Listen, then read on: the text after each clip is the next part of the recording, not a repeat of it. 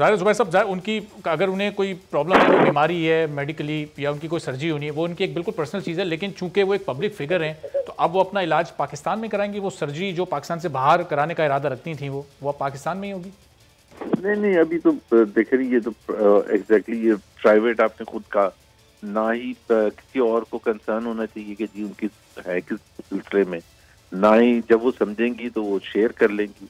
अभी वो नहीं समझती हैं कि शेयर करना चाहिए, और जो भी होगा जाहिर है यही इलाज करवाएंगे। अच्छा ज़ुबैर साहब, अभी 2-3 हफ्ते पहले तक एक बड़ी पंजाब में भी, इस्लामाबाद में भी ये खबरें चल रही थी कि आपको सेनेट का टिकट मिलना है, और मरियम साहिबा भी इसके हक में थी, मियाँ साहब भी ये चाहते थे, लेकिन फिर आखिरी वक्तों में आपका नाम निकाल लिया गया। उसकी क्या वजूहत हुई? देखिए, उसका एक बड़ा सिंपल सा, एक तो ये पार्टी लीडरशिप, बहुत से लोग कहते हैं कि जी आपके साथ थोड़ी ज्यादती होगी और ये तो पार्टी ने सही नहीं किया। मैं तो I am the last person to complain about from the party leadership कि मुझे क्यों नहीं मिला। मतलब मैं कहीं से भी नहीं, ना पॉलिटिक्स में था, ना बैकग्राउंड था, ना पैसे थे, ना कुछ थे, और आके मुझे विद इन 8-9 मंथ्स में वफाकी काबीना में बैठा था, और फिर उधर से फिर गवर्नर बना, तो फिर तर्जमान नवाज शरीफ बनना और मियाँ और मरियम नवाज साहिबा बनना, तो मेरा ख्याल है इससे बड़ा एजाज क्या हो सकता है, इससे बड़ा क्या होता हो सकता है। तो ये कंप्लेन तो मैं नहीं कर सकता। बात ये थी कि एक मेरा भी ख्याल था, बहुत कंफ्यूजन थी, लोगों ने भी कहा कि मैं सिंध का गवर्नर भी रहा हूँ, तो पंजाब से इलेक्ट होके सेनेट में जाना, हालांकि मैं चाहता था, जाहिर सी बात है, कौन नहीं जाना चाहता सेनेट में, लेकिन मेरा ख्याल है वो एक मॉरल इशू ज्यादा था।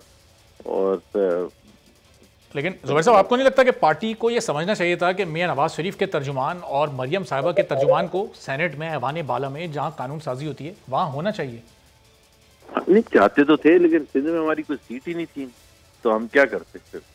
मसला तो ये था ना कि सिंध में सीट नहीं थी।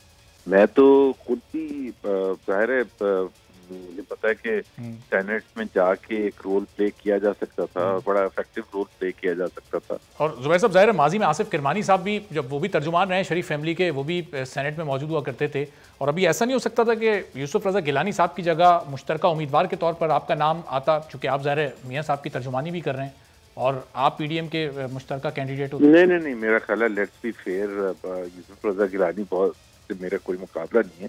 वो बहुत बड़े, उनका कद है, पॉलिटिकल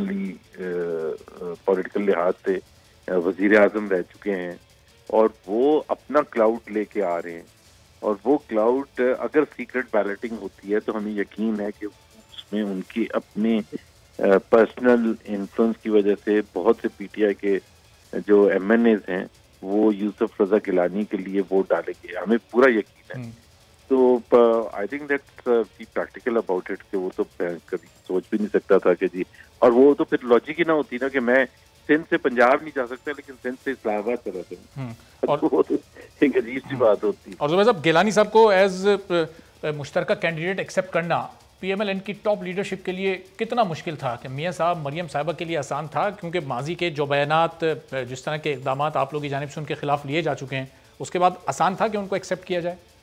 मेरा ख्याल है बिल्कुल भी मुश्किल नहीं था। एक तो जी देखें, जब पॉलिटिकल राइवलरीज होती है तो बहुत सी चीजें होती हैं जिसमें आप एक दूसरे की मुखालफत करते, और हमारा गिलानी साहब से, आपको पता है, 2008 से लेकर 2013 तक, 2013 से पहले 2012, लास्ट 4 साल गिलानी साहब प्राइम मिनिस्टर रहे थे। तो वो एक पीरियड मेरा ख्याल है पाकिस्तान की तारीख में एक बड़े नुमाया पीरियड था कि ऑपोजिशन और ट्रेजरी बेंचेस में किस तरह से लेजिस्लेशन के लिए एक साथ मिलके काम किया गया।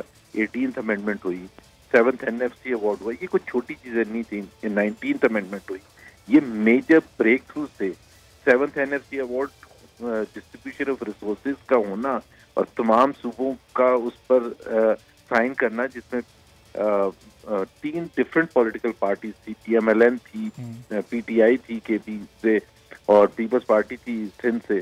बावजूद इसके कि सबने एग्री किया और साइन किया, और वो डॉक्यूमेंट आज भी काम आ रहा है।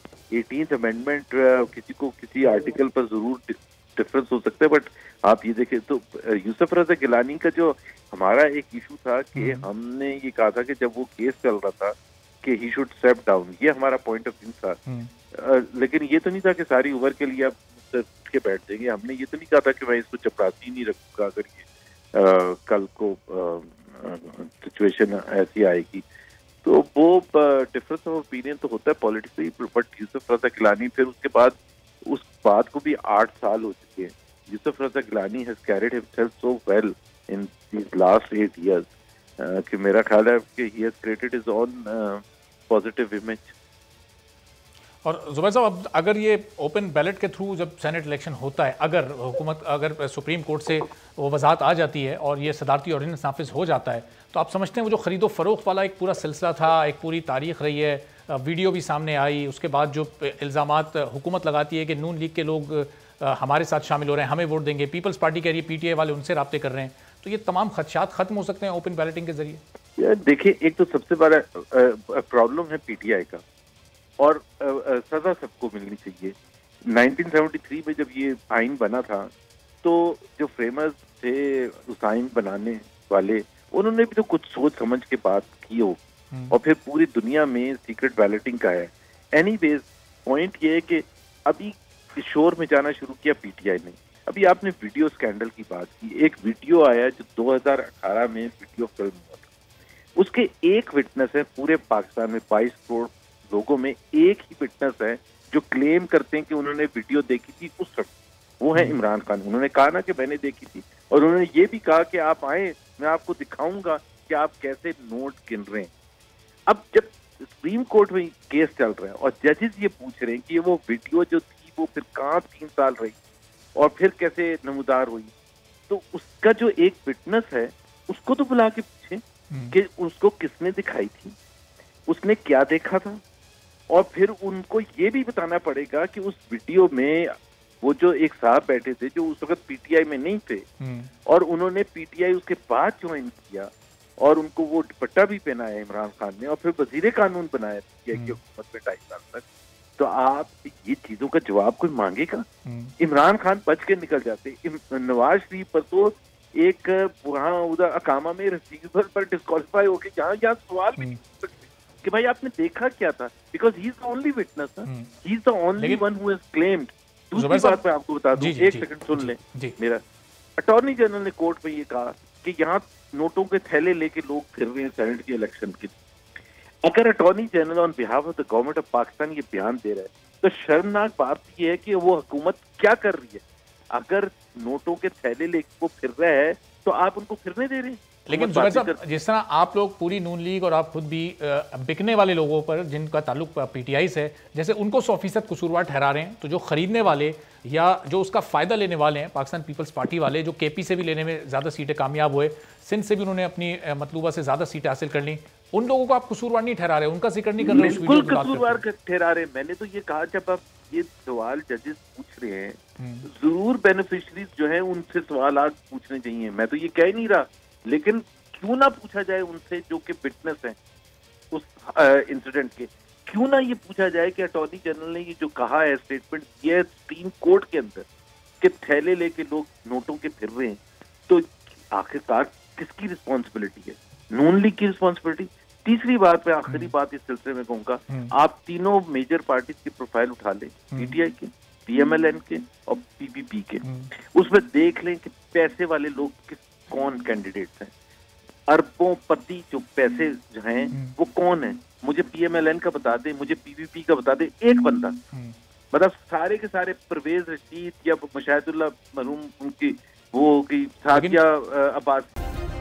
सब्सक्राइब करें और बेल दबाएं ताकि कोई खबर रह न जाए।